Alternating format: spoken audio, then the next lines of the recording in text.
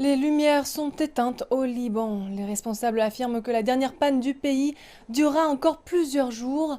La pénurie de carburant a mis hors service les deux plus grandes centrales électriques du pays. Le pays pourrait se tourner vers les réserves militaires de pétrole pour rétablir temporairement l'électricité, mais cela pourrait prendre du temps.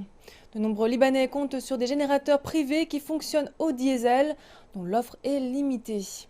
Et le pays titubait déjà sous une crise économique qui a été aggravée par l'assèchement de l'approvisionnement en carburant importé.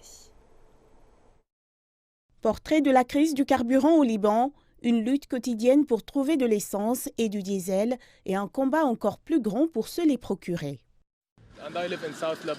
Je vis au sud Liban et au sud Liban, aucune des stations-service n'est ouverte. Donc le seul endroit où je peux faire le plein d'essence de ma voiture est à Beyrouth. Le Liban est confronté à une grave crise économique et le pays a du mal à acheter et à importer du carburant. Les pénuries de carburant ont mis au jour les lacunes du secteur de l'électricité au Liban, paralysé par la corruption et la mauvaise gestion. Pendant des décennies, des générateurs ont été utilisés pour garder les lumières allumées. Aujourd'hui, leur entretien est trop coûteux. Nous ne savons pas ce qui se passe chaque jour, donc je n'ai pas de générateur et maintenant ils nous ont dit de payer en dollars. Donc 270 dollars, c'est trop.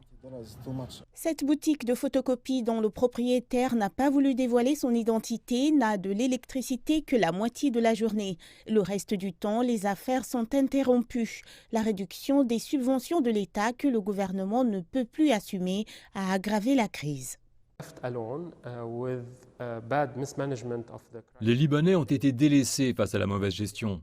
Non seulement cela, mais les importateurs qui n'ont pas accepté de réduire leurs profits ont commencé à accumuler du carburant pour le vendre à des prix beaucoup plus élevés.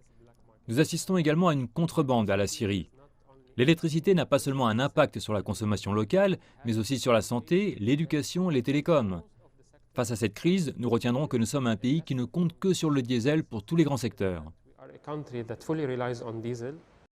Le carburant en provenance d'Iran et d'Irak arrive désormais dans le pays et des discussions avec la Jordanie sont en cours pour faire transiter le gaz égyptien par la Syrie. Mais avec les élections qui approchent, les progrès sont lents et la situation devient insoutenable pour beaucoup. Ce salon de coiffure syrien n'a plus que 2 ou 3 mois avant la faillite. Même quand il y a de l'électricité, il n'y a pas de clients. Le rythme de l'électricité ne correspond pas au rythme de nos clients. Nous ne pouvons pas continuer comme ça, nous avons des factures à payer.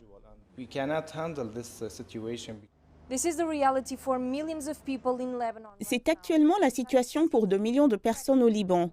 Des villes entières sont pratiquement dans le noir. À Tripoli, par exemple, il n'y a que 3 heures d'électricité par jour. Les hôpitaux sont au bord de l'arrêt et l'approvisionnement en eau a été gravement compromis. C'est un scénario sombre et la pression sur le nouveau gouvernement est énorme afin de ramener le Liban à des jours meilleurs.